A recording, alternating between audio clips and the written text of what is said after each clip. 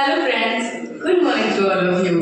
आज हम पढ़ने वाले हैं क्लास 10 का जो बिहार बोर्ड है उसका एक चैप्टर है जिसका नाम है कर्णस्य दानवीरता, जिसका हिंदी होता है कर्ण की दानवीरता। यानी कि कर्ण के बारे में सबसे पहले हम समझ लेते हैं कि जो कर्ण थे वो थे तो पांडवों के भाई, लेकिन वो कौरवों की तरफ से युद्ध लड़ रहे थे। कौरवों की तरफ से वो युद्ध इसलिए लड़ रहे थे क्योंकि कौरव के तरफ से ही वो थे और कौरव के साइड से ही उन्होंने मतलब उनका पालन पोषण हुआ था, वो उसी साइड से लड़ाई कर रहे थे। तो इस चैप्टर में हमें ये पढ़ना है कि कर्ण एक बहुत बड़े दानवीर हैं, यानी कि बहुत बड़े वो दान किया करते थे। तो उनके सामने अगर कोई भी चला जाए तो वो उनको दान के लिए मना नहीं करते थे, और खासकर के सूर्य पूजा के समय, क्योंकि एक को सूर्य पुत्र कर्ण भी कहा गया है। ठीक है, कर्ण सूर्य के पुत्र थे, यानी सूर्य के द्वारा इनको वरदान में कुंती ने मांगा था, इसलिए इनको कुंती पुत्र भी कहते हैं और सूर्य पुत्र भी कहते हैं।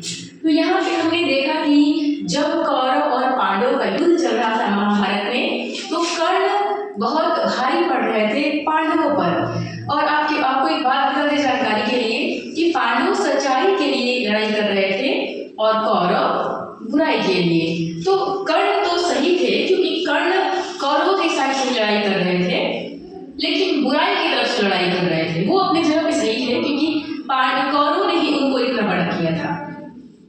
पांडव लोग सच्चाई की लड़ाई कर रहे थे, तो ये लोग हार रहे थे क्योंकि कर्ण थे कौरवों के पक्ष में, इसलिए वो हार रहे थे। कर्ण की एक सबसे बड़ी खासियत ये थी कि कर्ण का जो शरीर था उसमें एक कवच और कुंडल था, यानी कि बचपन से ही कर्ण को एक सुरक्षा कवच मिला हुआ था, जिसे हम कवच कुंडल कहते हैं। शरीर में एक कपड़ा टाइप का था और कान में 2 कुंडल थे, और उस कवच कुंडल कोई मामूली वो नहीं था, उसका बहुत बड़ा खासियत था। सबसे बड़ा उसका खास बात ये था कि जब तक कवच और कुंडल कर्ण के शरीर में रहेगा तब तक उसको ना ही देवता और ना ही दानव, यानी उसको हजारों देवता और हजारों दानव मिलकर कर्ण को नहीं मार सकते। यही कर्ण की खासियत थी, और इसीलिए कौरव और पांडव के युद्ध में जब कर्ण कौरव की तरफ चले गए तो पांडव पर भारी पड़ने लगे। अब जो श्री कृष्ण थे वो सोचे कि पांडव लोग सच्चाई की तरफ से हैं और कौरव बुराई की तरफ से, और जो कर्ण है वो बुराई की तरफ से लड़ाई कर रहे हैं, तो वो तो लोग जीत जाएंगे, यहाँ बुराई की जीत हो जाएगी, तो ये बात जाहिर सी गलत है। तो कृष्ण ने क्या किया कि अपना दिमाग लगाया, और दिमाग लगाने के बाद क्या किया कि इंद्र को भेजा। इंद्र को बुलाया अपने पास और कहा कि एक काम करो, हमने सुना है कि कर्ण जो है बहुत बड़े दानी है, वो कुछ भी दान कर सकता है, ठीक है। तो एक काम करो, उसके इस दानवीरता का तो फायदा उठाओ और कर्ण के पास जाओ, ठीक है। और एक काम करो कि साधु का वेश बना लो और उसके पास जाओ और भिक्षा उससे मांग लेना, ठीक है। और भिक्षा में उससे उसका कवच और कुंडल मांग लेना, क्योंकि कवच और कुंडल मांग लोगे तो जाहिर सी बात है कि वो मर जाएगा, क्योंकि कवच कुंडल ही उसकी सबसे खास रक्षा कवच थी। जब तक वो रहेगा तब उसे कोई छू नहीं सकता है। आइए ये तो परिचय भाव स्टार्ट करते हैं कहानियों का। कहानी में क्या दिया है सुनिए जरा ध्यान से। चलिए देखते हैं। तो सबसे पहले इस शक्र क्या करते हैं ना, जाते हैं कर्ण के पास, और जाते हैं तो क्या करते हैं सुनिए। शक्र लिखा हुआ है जो इंद्र थे साधु का रूप बना के गए थे। भो कर्ण महतराम भिक्षा याचे, जो इंद्र है वो साधु का रूप बना के कर्ण के पास गए थे और कह रहे थे कि हे कर्ण महतराम भिक्षा याचे, मैं तुमसे महान भिक्षा मांगने आया हूँ। कर्ण उस टाइम सूर्य पूजा कर रहे थे और इंद्र साधु का वेश बना के वहां पे गए थे, और जाके क्या बोल रहे हैं कि वो कर्ण, सुनते हो कर्ण महतराम भिक्षा याचे, मुझे तुमसे बहुत बड़ी भिक्षा चाहिए। कर्ण बोलते हैं, क्या बोलते हैं कर्ण सुनिए। दृढ़ प्रीतो अस्मि भगवान, हे भगवान मैं दृढ़ प्रतिज्ञा वाला हूँ, मैं दृढ़ प्रीतो अस्मि, मैं दृढ़ प्रतिज्ञा वाला हूँ। कर्णो भवन् अहमेशा नमस्कार करोमि, लेकिन सबसे पहले मैं आपको नमस्कार करता हूँ।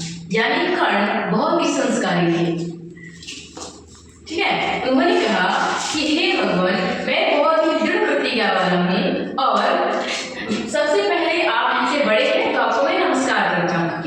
सुनिए। शक्र बोलते हैं, क्या बोलते हैं शक्र? कि नु खलु मया वक्तव्य यदि दीर्घायु भवेति पक्षे दीर्घायु भविष्यति।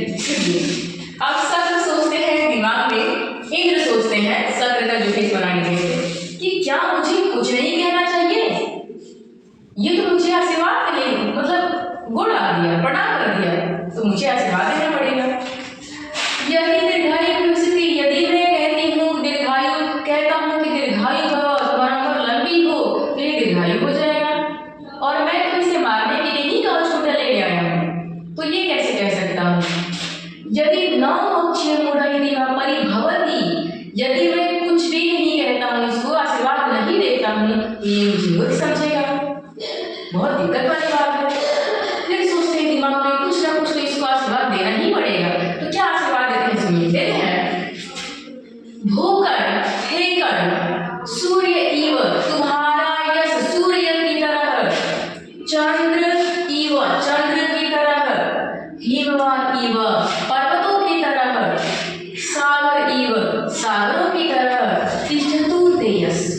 अब दीर्घायु होने का आशीर्वाद इसलिए नहीं देते हैं कि ये जानते हैं कि कवच कुंडल देंगे और दीर्घायु होने का आशीर्वाद देंगे तो कोई फायदा नहीं होगा, इसलिए वो क्या कहते हैं, उनको बुलवाने के लिए कहते हैं कि हे कर्ण, मैं तुम्हें आशीर्वाद देता हूँ कि तुम्हारा यश, तुम्हारा कीर्ति इस संसार में सूर्य की तरह चमकता हुआ, सागर की तरह अथाह, चंद्र की तरह शीतल, पर्वतों की तरह विशाल हो।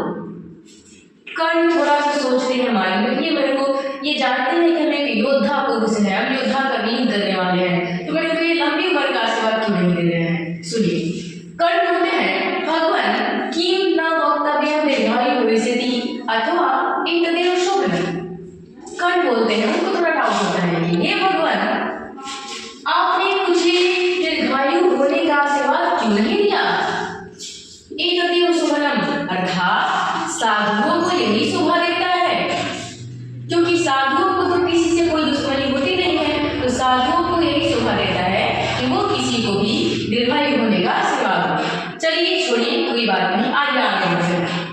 शक्र बोलते हैं इस बातों को भुलाते हुए, ठीक है, साइड करते हुए, मदरा भिक्षायाचि बोलते हैं कि हे कर्ण, इन सब बातों को छोड़ो, मैं तुमसे आज महान भिक्षा मांगने के लिए आया हूँ, क्या कहते हो, क्या विचार है तुम्हारा?